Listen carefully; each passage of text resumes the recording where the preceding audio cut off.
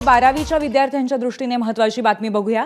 12वीचे CBSE बोर्डाचे परीक्षेचे papers आणि सीईटी परीक्षांचे पेपर्स एकाच दिवशी येत आहेत, त्यामुळे विद्यार्थी सध्या संभ्रमात आहेत। 1 ते 4 एप्रिलमध्ये सीबीएसई बोर्डाची परीक्षा आहे, तर 4 एप्रिलला एलएलबी 5 वर्ष अभ्यासक्रमाची सीईटी परीक्षा आहे आणि त्याच दिवशी 12वी सीबीएसई बोर्डाचा सायकोलॉजीचा पेपर आहे। त्यामुळे सीईटी सेलने 1 ते 4 एप्रिल दरम्यानच्या परीक्षांचं वेळापत्रक बदलावं अशा पद्धतीची मागणी सध्या विद्यार्थी आणि पालकांकडून करण्यात येते।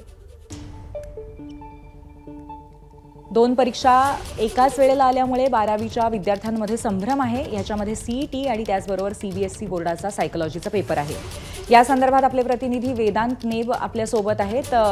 वेदांत, अशा पद्धतीचा हा संभ्रम मुळात निर्माण कसा झाला? कारण सीईटी आणि त्याचबरोबर 12वीची परीक्षा, या दोन्ही परीक्षा विद्यार्थ्यांसाठी अतिशय महत्त्वाच्या असतात पुढचा त्यांचा मार्ग ठरवण्यासाठी।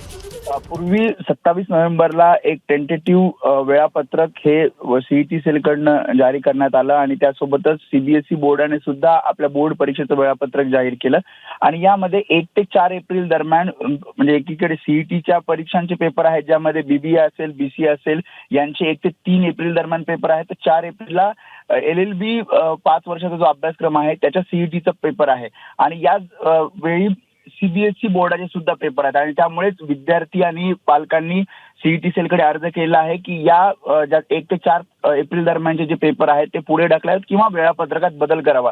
मात्र सीईटी सेलकडनं असं सांगण्यात आलं आहे की 1 ते 3 एप्रिलचे जे पेपर आहेत त्यामध्ये विद्यार्थ्यांच्या सोयीनुसार ते सेशन निवडू शकतात। तर 4 एप्रिलचा जो पेपर असणार आहे एलएलबीचा, त्या संदर्भात सीईटी सेल बदल करण्याचा विचार करत आहे। ओके, धन्यवाद वेदांत आपण दिलेल्या माहितीबद्दल।